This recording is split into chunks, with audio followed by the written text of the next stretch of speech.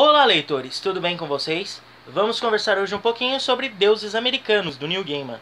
Bom, não é segredo pra ninguém que eu nunca gostei muito do Neil Gaiman. O primeiro livro dele que eu li por causa do hype foi O Oceano no Fim do Caminho, que eu peguei pensando, pô, por que o pessoal gosta tanto desse livro? O que ele tem de mais? Eu não vi nada demais naquele livro. Não gostei, na verdade. E depois eu li o The Graveyard Book, o livro do cemitério, que foi meu xodó, minha paixão, meu favorito do Neil Gaiman até agora.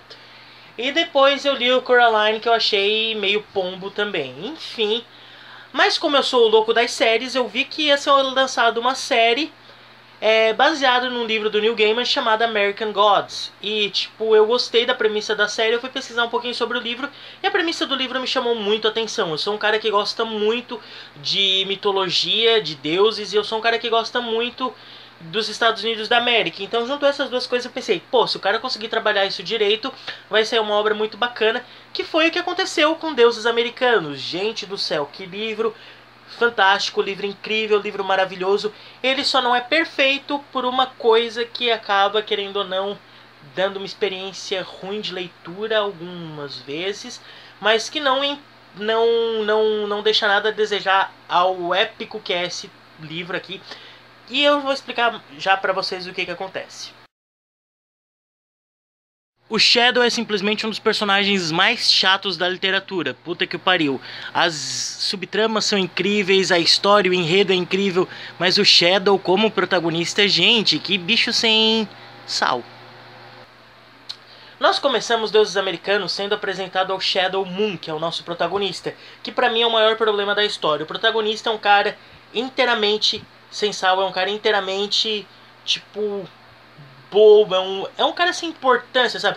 Apesar de que no futuro da trama ele vai ter uma importância única ali, ele vai ter uma importância singular na história. A gente passa o livro inteiro acompanhando o Shadow e pensando, meu, que cara bobo, que cara trouxa, que cara, sabe assim, ele é um personagem que não tem iniciativa, ele é um personagem que não tem, assim, cara, eu não sei nem explicar. Tipo, aqui no livro, os deuses, pessoal todo, eles dizem que o Sheldon é um cara grande e burro. E literalmente foi pra mim o que foi o Sheldon na história. Ele é um personagem que, pra mim, durante a trama toda foi insignificante. E querendo ou não, isso atrapalhou um pouco também, porque esse protagonismo do Shadow, ele meio que torna a leitura um pouco desgastante, ele torna a leitura um pouco lenta, um pouco lerda demais, sabe? Eu confesso pra vocês que se o protagonista fosse o Wednesday, que é o cara que é um deus ali, que é o segundo, digamos, protagonista, se fosse focado mais nele, eu acharia mais interessante. Mas vamos lá, como eu falei pra vocês, a gente começa conhecendo o Sheldon. A gente começa conhecendo o Shadow. O Shadow tá preso, ele tá cumprindo ali, já cumpriu 3 anos de uma pena de 6 anos, por causa de um crime que ele cometeu, a gente não sabe o que é esse crime, e ele tá prestes a pegar condicional. E ele é liberado mais cedo, porém ele é liberado mais cedo dessa condicional, mas acaba descobrindo que a esposa dele e o melhor amigo dele faleceram ali em umas circunstâncias meio estranhas, e a esposa dele era o que meio que dava sentido à vida dele ali depois da cadeia, e esse amigo dele era dono de uma academia, se eu não me engano, que ia contratar o Shadow para trabalhar e, tipo, estaria garantido o futuro do Shadow, digamos assim. E ele sai da prisão e ele vai indo para casa, pro funeral da esposa, quando no avião ele conhece o Wednesday, que é um cara ali que é um deus, né? Na verdade a gente vai descobrir depois que ele é um deus, mas não é spoiler. E ele acaba querendo contratar o Shadow para trabalhar para ele como um meio que faz tudo. E o Shadow não aceita ali no início e ele insiste tanto que acaba conseguindo contratar o Shadow. E a partir daí a gente vai descobrindo qual é a intenção desse cara. Esse cara, ele é um deus, como eu falei. Ele é um deus da antiguidade, ele é um deus nórdico.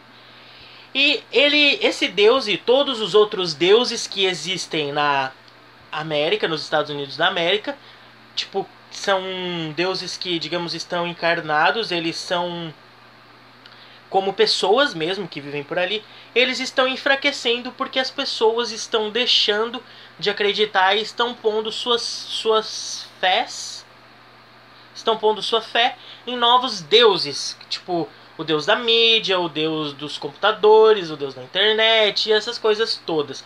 O deus da televisão, que é muito bacana aqui, enfim. E o Odin, o Wednesday, ele quer travar uma batalha com esses deuses novos, mas para travar uma batalha com esses deuses novos, ele precisa reunir todos os deuses antigos e fazer com que todos os deuses antigos que foram trazidos para a América por imigrantes, porque a gente sabe que a América é uma terra de imigrantes, ele precisa fazer com que todos esses deuses aceitem entrar nessa guerra. E cabe ao Shadow essa tarefa de acompanhá-lo nessa jornada. E o Sheldon é simplesmente um acompanhante dele nessa jornada e não faz muitas coisas assim. A importância do Sheldon praticamente é só... Para de falar Sheldon, João. Tá muito The Big Bang Theory. Enfim, a importância do Shadow é só ali no final, que dá um negócio que você vai ver, eu não vou falar spoiler, mas tipo, o livro inteiro, basicamente, o Shadow é um peso morto. Então, isso atrapalha um pouco. Agora, gente, esse livro ele tem uma mitologia muito rica. Ele tem uma premissa muito boa. E assim, cara, além digamos, da gente acompanhar o Shadow e o Wednesday, a gente tem umas coisas muito interessantes que são flashbacks. Deixa eu achar um aqui que eu estou procurando. A gente tem flashbacks das pessoas chegando na América e tipo trazendo os deuses delas de outras regiões para a América e tal. E cara, é muito bacana. E a gente tem aqui, ó, por exemplo, a deusa do amor, a Ibi, não? Oh meu Deus. Enfim, a gente tem uma deusa do amor que é uma prostituta, por exemplo. A gente tem um Jin, que é um motorista de táxi. Enfim, são pessoas aparentemente comuns que são deuses. É muito bacana, cara. Mas deixa eu achar aqui, gente. Cadê o que traz um deus pra América? Enfim, aqui ó. Vinda à América. 813 depois de Cristo. Enfim, a gente tem meio que uns interlúdios aqui que pra mim são as coisas mais interessantes do livro, esses interlúdios, juntamente com as aparições da esposa do Shadow e tal. Cara, é um livro, é uma experiência extremamente bacana, uma experiência extremamente válida.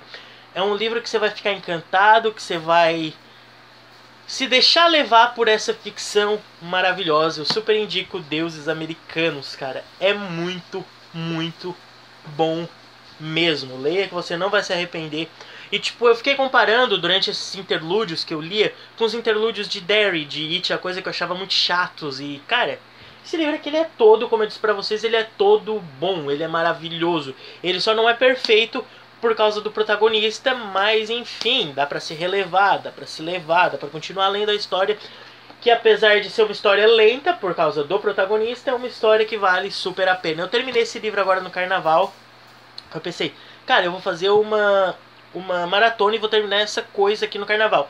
Eu terminei ele na segunda de carnaval, acho que umas 9 horas da noite, com a minha cabeça explodindo, estourando de dor de cabeça, mas eu consegui terminar ele. E cara, eu super indico Deuses Americanos do Neil Gaiman pra vocês. Indico nessa edição aqui da Intrínseca, que tá maravilhosa, a diagramação dela tá muito boa. E tem uns extras muito bacanas no final.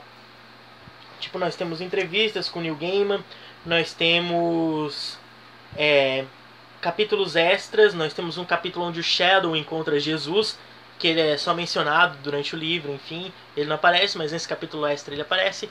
Enfim, é um livro muito amorzinho, eu tô mudando o meu conceito sobre Neil Gaiman, porque afinal de contas, de 4 livros dele que eu li, 2 eu gostei muito, então é aquela coisa, né? Nem do King eu gosto de todos os livros, então Neil Gaiman tá entrando pro meu hall de escritores queridinhos também. Mas é isso, gente, pro vídeo de hoje.